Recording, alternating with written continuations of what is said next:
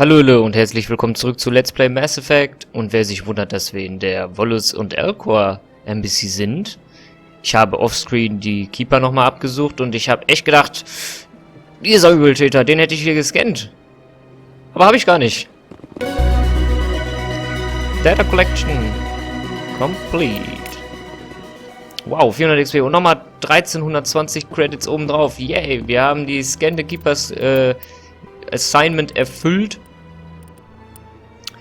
Und ich habe immer noch nicht nachgeguckt, was mit den Unusual Readings ist. Moment, das werden wir mal gemeinsam tun. Save. Save. Das seht ihr sonst nie. 11 Saves bisher. 12 Saves. So, jetzt gehen wir mal ins Hauptmenü, ja. So, Options. Downloadable Content. Bring down the sky. From the Galaxy Map Travel to the... Ah, okay, der Exodus Cluster. Argus Row Cluster, das ist Pinnacle Station, also, okay. Exodus und Argus Row, okay. Return, Resume. Das war's auch schon. Okay, also, Journal. Argus Row, das muss dann Pinnacle Station sein und das, Hawking Ether Cluster, okay, nein. Aber beides ist installed. Zack, zack. Okay, und ich habe unterwegs ein neues Assignment abgepickt. Und zwar Person of Interest, find Helena Blake. The CSEC report mentioned that Helena was seen near the Emporium in the financial district of the Presidium. Da machen wir auch nochmal eben. Jo.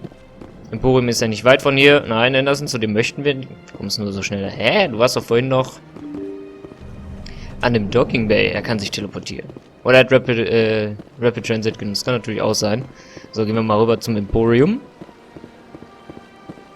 Vielleicht hat der Werte Hana, this one, ja auch neue Lizenzen.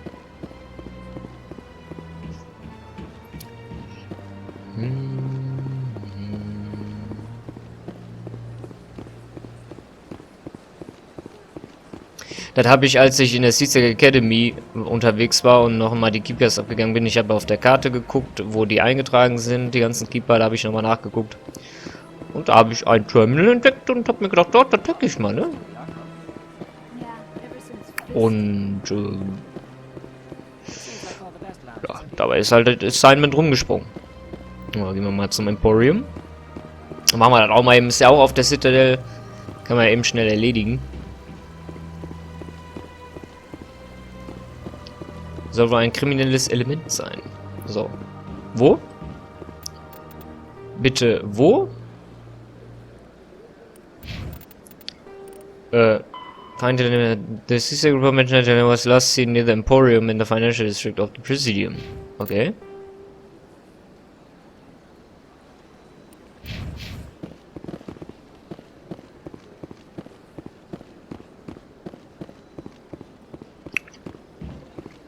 Hier hinten vielleicht?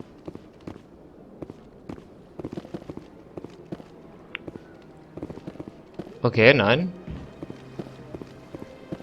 Dann reden wir mal mit... Oder? Nein, okay. Commander, it is good to see you again. Would you care to see some of its fantastic items today? Ja, warum nicht? Show me your items. Oh, this one is pleased to do so. Schauen wir mal. You will not be disappointed.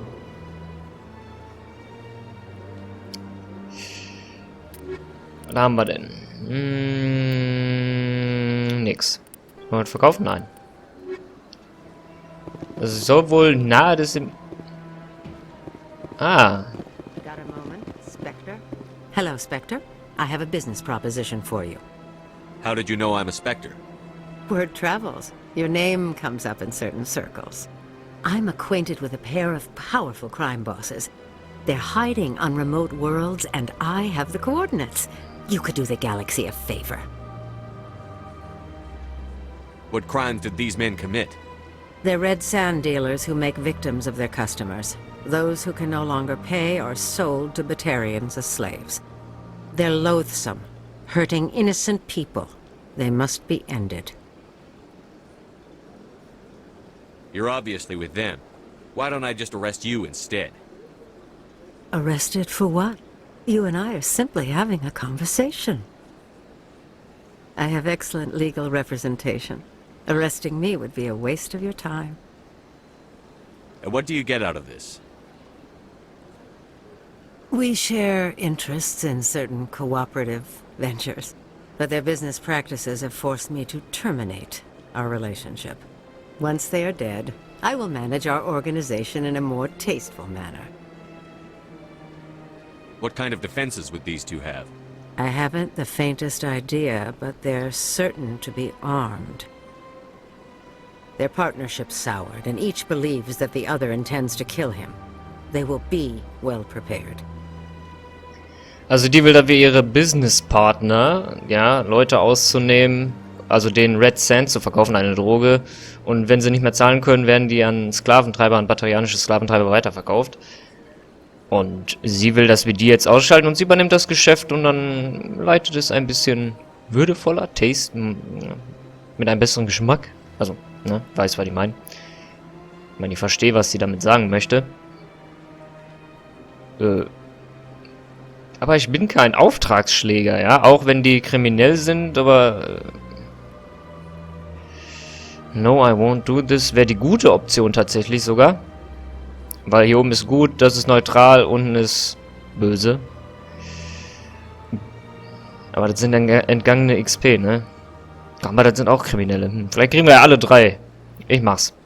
If they're as bad as you say they are, they need to be dealt with. Excellent. Here are the coordinates.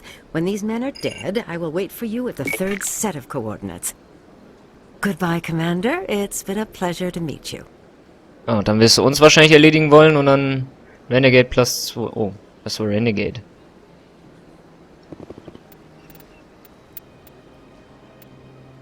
Will ich das? The two crime lords are located in the Hunt system of the Gemini Sigma cluster and the Dis system of the Hades Gamma cluster. Eliminate both of them. Das heißt, ich hätte normalerweise Paragon dafür gekriegt. Mal Squad. Ja gut, ein bisschen. Ist jetzt nicht so schlimm. Ist jetzt nicht so schlimm, ne? Machen wir. Was soll's. Okay. Also, das war das. Ab zu den Dogs wieder. Citadel Rapid Transit.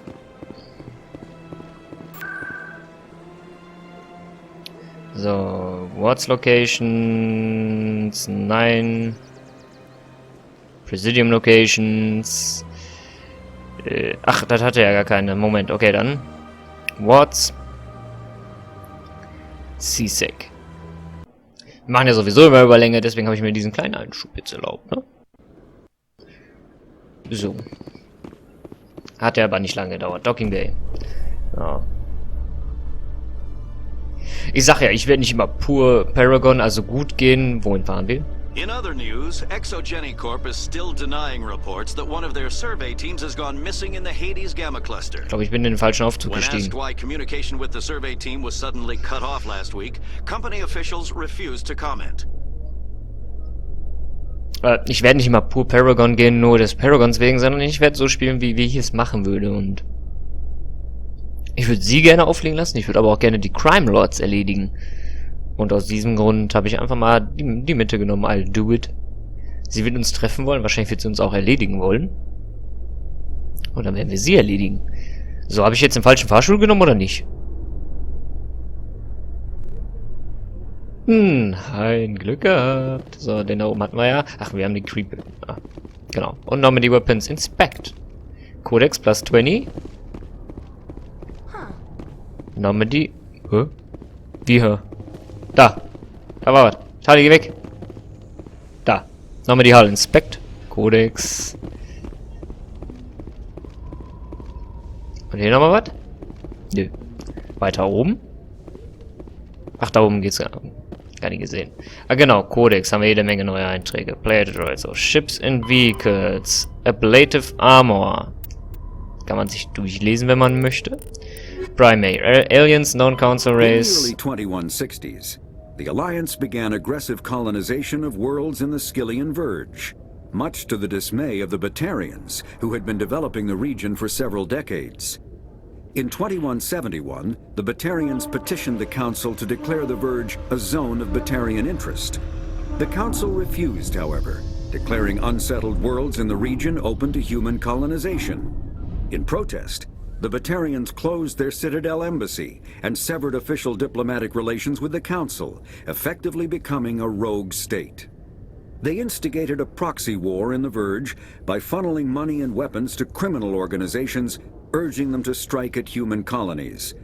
Hostilities peaked with the Skyllian Blitz of 2176, an attack on the human capital of Elysium by Batarian-funded pirates and slavers. In 2178, the Alliance retaliated with a crushing assault on the moon of Torfin, long used as a staging base by Batarian-backed criminals. In the aftermath, the Batarians retreated into their own systems and are now rarely seen in Citadel space. Planets and location. Pharos is a habitable world in the Attican Beta cluster. Hatten wir ja. There are between 200 and 400 billion stars in the galaxy, and less than 1% of them have ever been visited or had their systems properly surveyed. Humanity's early expansion into the Attican Traverse was haphazard, a desperate race to claim habitable planets where populations can be economically settled. Ignored in the wake of this land grab were thousands of less hospitable worlds, each potentially rich with industrial resources. The wealth of entire solar systems lies untapped, waiting for corporate survey teams or independent pioneers to discover and exploit them. However, this is not an easy task. In addition to the environmental hazards, the fact that uncharted worlds are largely ignored makes them popular bases for criminals, revolutionaries, cults, and others who wish to remain unnoticed by galactic society. Weapons, armor, and equipment. Combat heart. A mass accelerator propels a solid metal slug using precisely controlled electromagnetic attraction and repulsion. The slug is designed to squash or shatter on impact, increasing the energy it transfers to the target. If this were not the case, it would simply punch a hole right through, doing minimal damage. Accelerator design was revolutionized by Element Zero. A slug lightened by a mass effect field can be accelerated to greater speeds, permitting projectile velocities that were previously unattainable. If accelerated to a high enough velocity, a simple paint chip can impact with the same destructive force as a nuclear weapon. However, mass accelerators produce recoil equal to their impact energy. This is mitigated somewhat by the mass effect fields that rounds are suspended within. But weapon recoil is still the prime limiting factor on slug velocity. Okay. Ja, dann gehen wir mal in die Normandy. In unser schönes Schiff. Die Normandy SR1, also die erste Version, was darauf schließen lässt, dass es 2 weitere Versionen geben wird. Das habe ich schon gespoilert. Es wird 2 weitere Versionen geben. Stand by, shore party.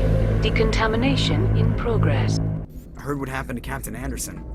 Survives 100 battles and then gets taken down by backroom politics. Just watch your back, Commander. Things go bad on this mission, you're next on their chopping block. Saren's out there somewhere, and we're gonna find him. Everyone on this ship's behind you, Commander. 100%. Intercom's open. If you got anything you want to say to the crew, now's the time. This is Commander Shepard speaking. We have our orders. Find Saren before he finds the conduit. I won't lie to you, crew. This mission isn't going to be easy. For too long, our species has stood apart from the others. Now it's time for us to step up and do our part for the rest of the galaxy. Time to show them what humans are made of. Our enemy knows we're coming. When we go into the Traverse, Saren's followers will be waiting for us. But we'll be ready for them, too. Humanity needs to do this. Not just for our own sake, but for the sake of every other species in Citadel space. Saren must be stopped. And I promise you all, We will stop it. Well said, Commander. Captain will be proud. The captain gave up everything so I could have this chance. We can't fail. Yes, sir. Paragon plus 4. Nice.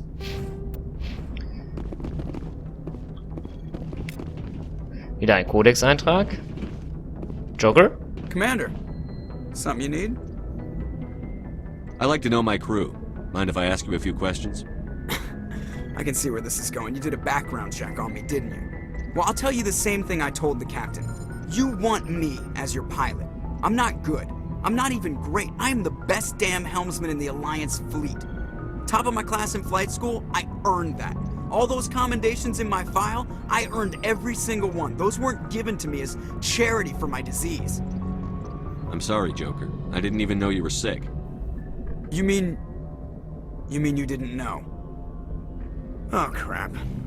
Okay, I've got Vrolik syndrome, brittle bone disease. The bones in my legs never develop properly. They're basically hollow, too much force and they'll shatter. Even with crutches and my leg braces, it's hard to get around. One wrong step and crack! It's very dramatic. But I've learned to manage my condition, Commander. Put the Normandy in my hands and I'll make her dance for you. Just don't ask me to get up and dance unless, you know, you like the sound of snapping shin bones. Why does everyone call you Joker? It's a lot shorter than saying Alliance Flight Lieutenant Jeff Moreau. Plus, I love to make little children laugh. You're dodging the question. Look, I didn't pick the name. One of the instructors in flight school used to bug me about never smiling. She started calling me Joker, and it stuck. Why didn't you ever smile? Hey, I worked my ass off in flight school, Commander. The world's not gonna hand you anything if you go around grinning like an idiot. By the end of the year, I was the best pilot in the academy, even better than the instructors, and everybody knew it. They'd all got their asses kicked by the sickly kid with the creaky little legs. One guess who was smiling at graduation? How'd you end up joining the Alliance? Look, if you're looking for an inspirational tale of the crippled kid overcoming impossible odds, you're gonna be disappointed. My mother was a civilian contractor working for the Alliance. I basically grew up on the Arcturus station back when they were building up the fleets. Spend all that time around Alliance ships, there's a good chance you'll end up going to the Academy. I need to know more about this Vrolik syndrome if I'm putting my ship in your hands. Yeah, of course you do. It's an extremely rare condition. Nobody knows exactly what causes it. Genetic, maybe. It's treatable, but there's no cure. They classify my case as moderate to severe. I was born with over a dozen fractures, hip, thighs, ankles. My bones were already breaking in the womb. 100 years ago, I wouldn't have survived past my first year. Lucky for me, modern medical science has turned me into a productive member of society. You're not gonna break a bone trying to fly the ship, are you? I don't fly with my feet, Commander, so I'm fine as long as I'm in this chair. I gotta be real careful when I get up to take a piss, though. I can do my job as well as anyone on the ship. Better, actually. So don't worry about it. I'm not trying to make you uncomfortable. Let's talk about something else. Whatever you want, Commander. How's the Normandy performing? Is she everything they said she'd be? She's the best ship in the fleet, if you've got a pilot who knows how to handle her. Balance isn't what you'd expect. Takes a while to get used to that oversized drive core we got stuffed in the back, and her power can sneak up on you if you're not careful. The Normandy's probably too much ship for your average Alliance pilot, Commander. Lucky for you, I'm anything but average. I have to go. Alright, see you. Okay. Der hat also Glasknochen. Ah, der ist einer der verdammt besten Piloten in der Alliance Navy, aber wenn er aufstehen möchte zum Pissen, muss er schon vorsichtig sein. Ships and Vehicles. The Normandy is a prototype starship developed by the Human Systems Alliance with the assistance of the Citadel Council. It is optimized for scouting and reconnaissance missions in unstable regions using state-of-the-art stealth technology. For most ships, the heat generated through standard operations is easily detectable against the absolute zero background of space. The Normandy, however, is able to temporarily sink this heat within the hull. Combined with refrigeration of the exterior hull, the ship can travel undetected for hours or drift passively for days of covert observation. This is not without risk. The stored heat must eventually be radiated or it will build to levels capable of cooking the crew alive. Another component of the stealth system is the Normandy's revolutionary Tantalus drive, a Mass Effect core twice the standard size. The Tantalus drive generates mass concentrations that the Normandy falls into, allowing it to move without the use of heat-emitting thrusters.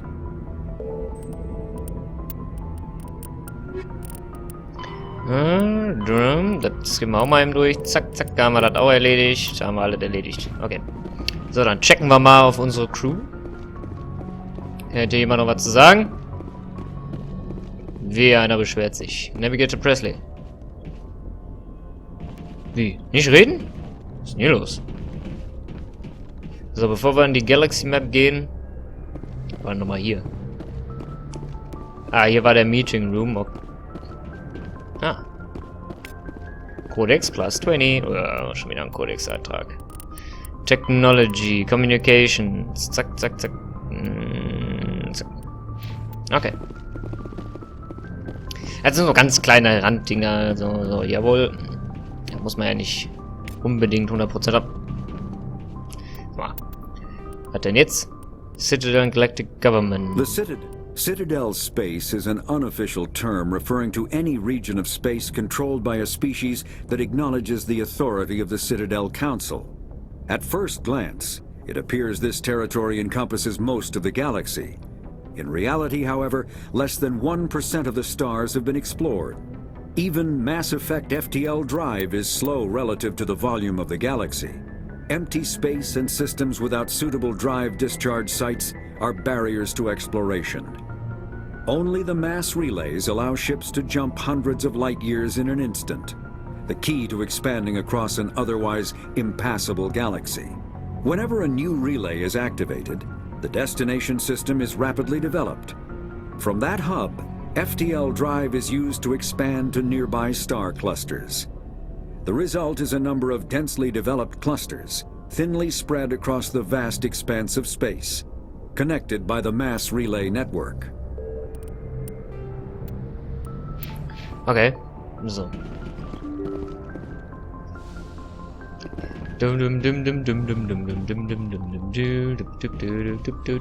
Erste Etage, gucken wir mal. Moin! Mary Jo? Yes. Da ist Dr. Chuck was. Und hier ist niemand. Yes, Commander? Is there something you need? Nö. I should go. Goodbye, Commander. Hatten wir ja schon. Nach jeder Hauptmission, glaube ich, kann man ja mit den Leuten quatschen, wie es denen geht.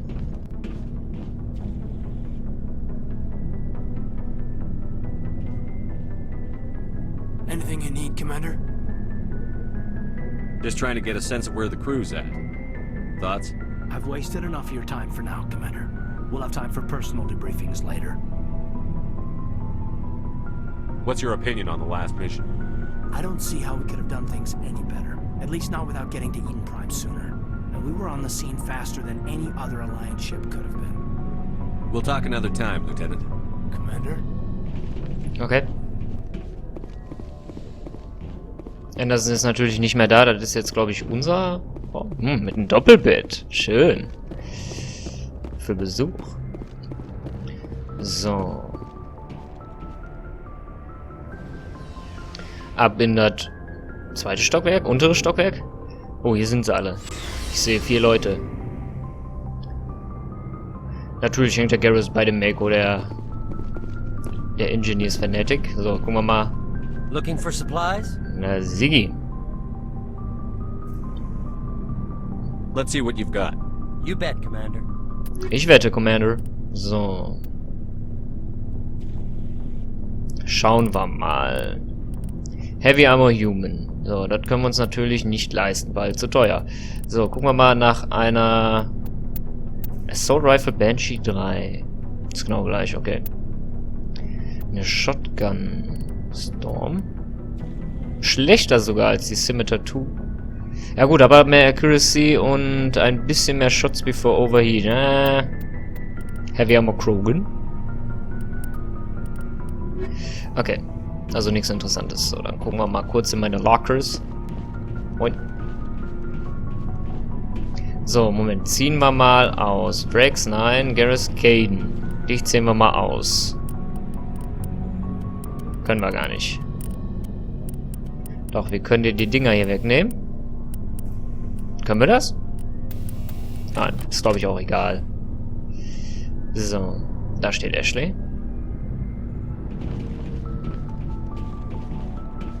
Nice ship you've got, Shepard. What can I do for you? What's your story, Rex? There's no story. Go ask the Quarian if you want stories. You Krogan live for centuries. Don't tell me you haven't had a few interesting adventures. Well, there was this one time the Turians almost wiped out our entire race. That was fun. I heard about that. You know, they almost did the same to us. It's not the same. It seems pretty much the same to me. So your people were infected with a genetic mutation? An infection that makes only a few in 1,000 children survive birth? And I suppose it's destroying your entire species? I suppose it isn't all the same. I don't expect you to understand, but don't compare humanity's fate with the Krogan. I was just making conversation. I wasn't trying to upset you. Your ignorance doesn't upset me, Shepard. As for the Krogan, I gave up on them long ago. The genophage infected us, but it's not what's killing us. What can you tell me about the genophage? Ask the Solarians if you want details. They made it. All I know, it makes breeding nearly impossible. Thousands die in stillbirth, and most never get that far. Every Krogan is infected. Every one. And no one's rushing to find a cure. Why don't the Krogan try to find a cure?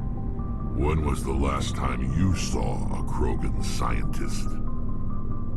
You ask a Krogan, would he rather find a cure for the genophage or fight for credits? He'll choose fighting every time. It's just who we are, Shepard. I can't change that. Nobody can. Are your people really dying? We're sure not getting any stronger. We're too spread out. None of us are interested in staying in our own system. Lots of species have left their homes and prospered. But they go to colonize new worlds. We're not settlers. We're warriors. We want to fight. So we leave. Hire ourselves out. And most of us never go back.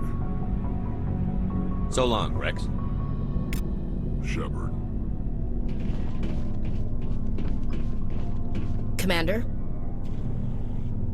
What's your opinion on the last mission?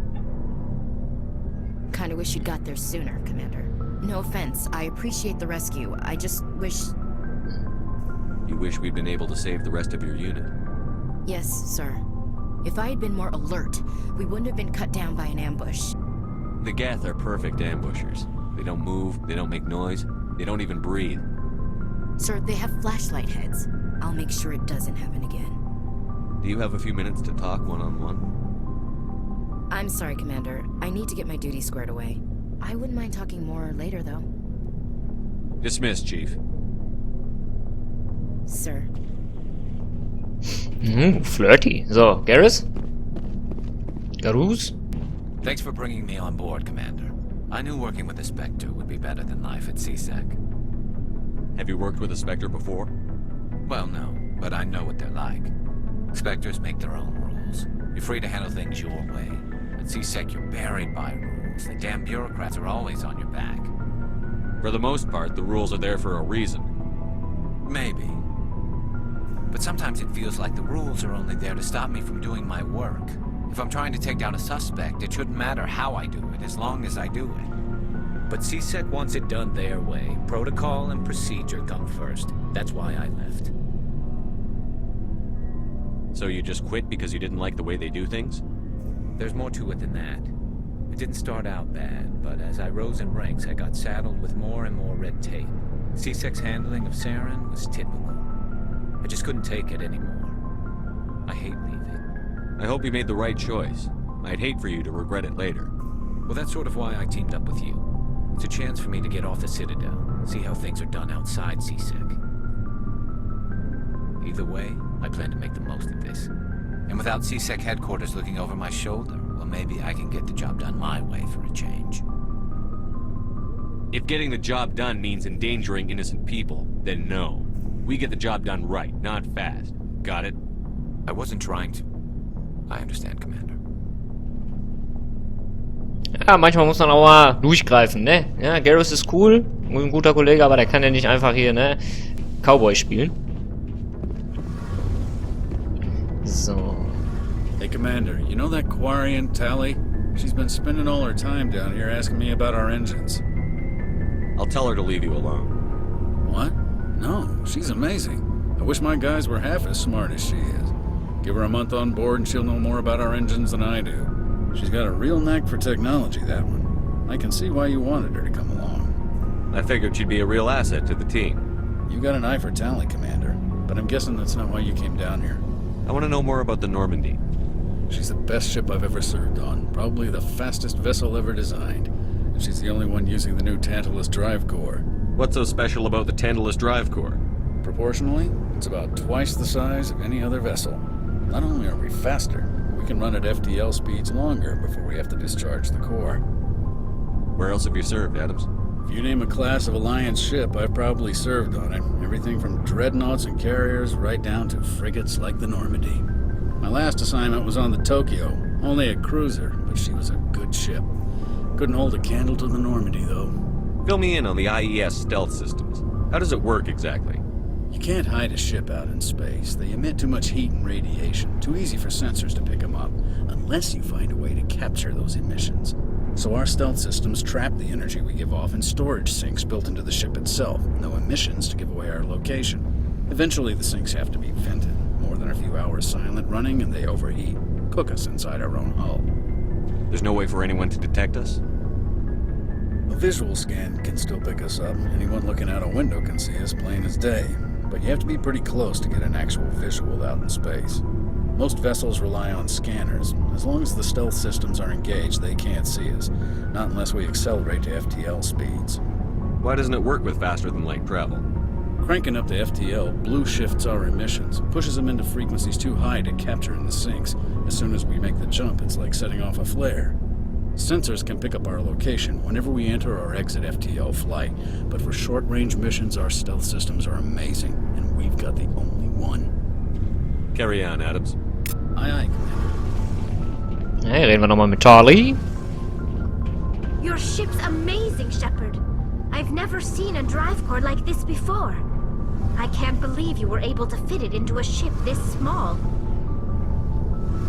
I'm starting to understand why you humans have been so successful. I had no idea Alliance vessels were so advanced. The Normandy's a prototype. Cutting-edge technology. A month ago, I was patching a makeshift fuel line into a converted tug ship in the flotilla. Now, I'm sitting on board one of the most advanced vessels in Citadel space. I have to thank you again for bringing me along. Traveling on a vessel like this is a dream come true for me. I had no idea you found ship technology so interesting. It comes with being a Quarian. The migrant fleet is the key to the survival of my people. Ships are our most valuable resource. But we don't have anything like this. We make do with cast-offs and second-hand equipment. We just try to keep them running for as long as we can. Some of the fleet's larger vessels date all the way back to our original flight from the Geth. I can't believe your fleet's still using ships that are 3 centuries old. They're constantly being repaired, modified, and refitted. They aren't pretty, but they work. Mostly. We've tried to make ourselves as independent as possible on the flotilla, grow our own food, mine, and process our own fuel. But some things we just can't make on our own. A patch to maintain the hull integrity requires raw materials we just don't have. That's why our pilgrimages are so important. I want to know more about the pilgrimage. When my people reach maturity, we leave our birth ships and seek acceptance with a new crew. It's necessary to maintain genetic diversity among the fleet. But no ship wants to accept someone who will be a burden on them. So, to prove our worth, we embark on a pilgrimage. We set out alone, leaving the flotilla and our families behind us. We only return once we have found something of value we can bring back to the fleet. This is presented as a gift to the captain of the respective ship we wish to join. If the gift is accepted, we are welcomed into the crew. Can a captain choose to reject the gift? That doesn't happen often. Most captains are eager to increase the size of their crew. It increases their own standing in our society. Even when the gift is not particularly valuable, the captain usually accepts it out of a sense of tradition. However, there is a stigma to presenting a substandard gift. It's not the best way to make a good impression on a new community. Most pilgrims don't return until they find something worthwhile. I can't believe they just send you off alone. It's not like they just cast us out. Before we leave, we are given lessons in how to survive outside the flotilla, and given gifts to help us on our journey. We also receive implants to fight off sickness and disease.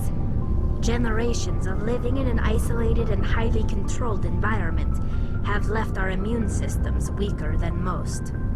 By the time we leave the fleet, we are well equipped for the pilgrimage. This is a rite of passage for all Quarians. If it were dangerous, our numbers would suffer. Virtually every pilgrimage ends with a triumphant return and the ritual presentation of the gift to one of the fleet's captains. I want to talk about something else. Like what? I want to know more about the Geth. I doubt I can tell you anything you don't already know. It's been almost 3 centuries since they drove my people into exile. All I know is the story of their origins, what they were when we created them, and how they turned on us. Interesting. The Geth were originally created to serve as an automated manual labor force. Initially, their intelligence was as limited as any VI. Over time, we made small modifications to their programming to allow them to perform more varied and complex tasks, bringing them closer and closer to true AI status. How come the Council didn't step in and stop you? This wasn't true AI research. We may have been skirting the bounds of the law, but we never did anything that was actually illegal. The changes were so insignificant, so gradual, that we were able to control them. Or so we thought. But one thing we underestimated was the power of the neural network. A million Geth thinking simultaneously created an inherently unstable matrix. So, the Geth share brain power? Many of the Geth's logic systems were designed to work in concert with other nearby Geth. Basically, the more of them you have in a group, the smarter they are. So there's some sort of group consciousness? No, nothing like that. They cannot share sensory data or information. Their programming cannot handle that much simultaneous input. Each Geth maintains an individual awareness and identity. The neural network only operates on a process-based level. It's basically the synthetic equivalent of a subconscious. But when they're in close proximity, they can coordinate low-level functional processes, freeing up more capacity for original or independent thought. Also jede einzelne Geth-Einheit ist ein Individuum und man könnte es das Unterbewusstsein nennen, dass wenn mehr und mehr zusammenkommen, wird unterbewusst in Anführungsstrichen Informationen verarbeitet und können dementsprechend mehr tun. Nicht schlecht.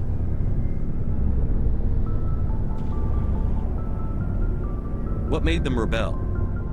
As we built more and more Geth, their effective intelligence became more sophisticated, more abstract. One day, a Geth began to ask its Quarian overseer questions about the nature of its existence. Am I alive? Why am I here? What is my purpose? As you can imagine, this caused a near panic among my people. Was bin ich? Warum bin ich hier? Was ist mein Grund für mein Dasein? Das hat ein Geth, einen quarianischen Aufsichtstypen, gefragt. I don't see what's so bad about those questions. The Geth were created to engage in mundane, repetitive, or dangerous manual labor. That's fine for machines, but it won't satisfy a sentient being for long. The Geth were showing signs of rudimentary self-awareness and independent thought. If the Geth were intelligent, then we were essentially using them as slaves. It was inevitable the newly sentient Geth would rebel against their situation. We knew they would rise up against us, so we acted first. A general order went out across all Quarian-controlled systems to permanently deactivate all Geth. The Geth responded to this order violently.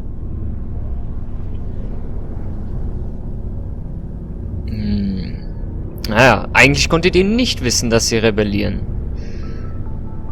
Weil ihr habt den ersten Schlag getan, sie haben sich verteidigt. You can't blame them for fighting for their survival. We had no other choice. The Geth were already on the verge of revolution. By acting quickly, we had a chance to end the war before it began. The hope was that most of the Geth would still be little more than machines, incapable of organized resistance. But they had progressed much further than anyone anticipated. The war was long and bloody. Millions upon millions of Quarians died at their hands. In the end, we were forced to flee our own homeworld. We feared the Geth would pursue us, but they never came beyond the Veil. Now we drift through space, exile searching for a way to reclaim what was once ours. It's hard to feel sorry for you. Your ancestors tried to wipe out another species. We made a mistake when we created the Geth in the first place, but we did not make a mistake when we went to war against them. If we had not acted, they would have wiped us out. They're a synthetic life form. They have no use for organics. None. Why do you think they cut themselves off from the rest of the galaxy? Why do you think they've killed every organic being who's ever tried to contact them? I didn't mean to offend you. I'm sorry. I didn't mean to get so worked up. Most Quarians tend to have pretty strong opinions about the Geth. Tell me about your people. Our lives aren't easy. Resources are scarce, and we are constantly on the move. Everything we do must in some way contribute to the continuation of the migrant fleet. There are 17 million Quarians in the flotilla, and each of us relies on the others for survival. The bonds among my people are strong. Unfortunately, we have had to surrender many of the freedoms and civil liberties other species take for granted. What kind of freedoms? Well, it's illegal for parents to have more than one child. If our population grows too much, it would strain our resources to their breaking point. Of course, we also can't allow our numbers to become too few. If our population is in decline, the rule against single births is temporarily repealed. In extreme cases of population decline, incentives are even offered to encourage multiple births, though the Conclave hasn't had to take such measures in nearly a century. That's your government. The Conclave is our civilian branch of government. Each ship can elect a representative to serve on the Conclave and make decisions that affect the fleet as a whole. On matters that affect an individual ship, however, the captain has the final say. It's a tradition that dates back to the early days, when the fleet was governed by martial law. Fortunately, most captains nowadays are smart enough to have an elected council from their crew to give them advice and guidance. So the ultimate power rests with elected officials. In practice, the Conclave and the respective council for each ship tend to set the rules that govern our daily lives. But in theory, we are still under military jurisdiction. The 5 top-ranking military officials in the fleet serve on the Admiralty Board. These 5 have the power to overrule any decision by the Conclave in case of emergency. To do so requires unanimous agreement among the Admiralty, and they can only do this once. After that, the entire board must resign their posts. It's a safeguard that served us well. In nearly 3 centuries, the Admiralty Board has only overruled the Conclave 4 times. I should go. See you later. See you later, Alligator. So, jetzt gucken wir noch kurz in den Codex. Aliens. Genophage, Coronavirus, okay. Primary, ships and vehicles. Faster. Larger warships are generally classified in one of 4 weights. Frigates are small, fast ships used for scouting and screening of larger vessels. Frigates often operate in wolf-pack flotillas. Cruisers are middleweight combatants, faster than dreadnoughts and more heavily armed than frigates. Cruisers are the standard patrol unit and often lead frigate flotillas. Dreadnoughts are kilometer-long capital ships mounting heavy, long-range firepower. They are only deployed for the most vital missions. Carriers are dreadnought-sized vessels that also carry large numbers of fighters. Smaller vessels are almost exclusively used in a support role to the warships during combat. Fighters are one-man craft used to perform close-range attacks on enemy ships. Interceptors are one-man craft optimized for destroying opposing fighters. Okay. So, dann sind wir hier auch mal durch, haben mit allen gequatscht. Jetzt gehen wir mal zur Galaxy Map und gucken da mal kurz. Ab nach oben. Und dann ist diese Folge auch leider schon vorbei. Aber die Galaxy Map, die gucken wir uns nochmal an. Und gucke mal, wo wir als nächstes hingehen. Nein, hier geht's dann nicht lang. Da kommen wir nur zu Jaguars.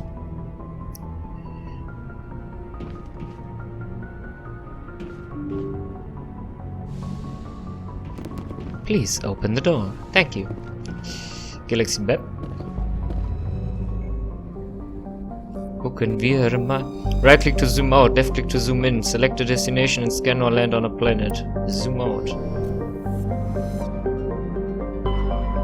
Okay, Widow, Citadel. Da gibt's dann nur die Citadel, okay. Sonst ist hier nix. Echt cool.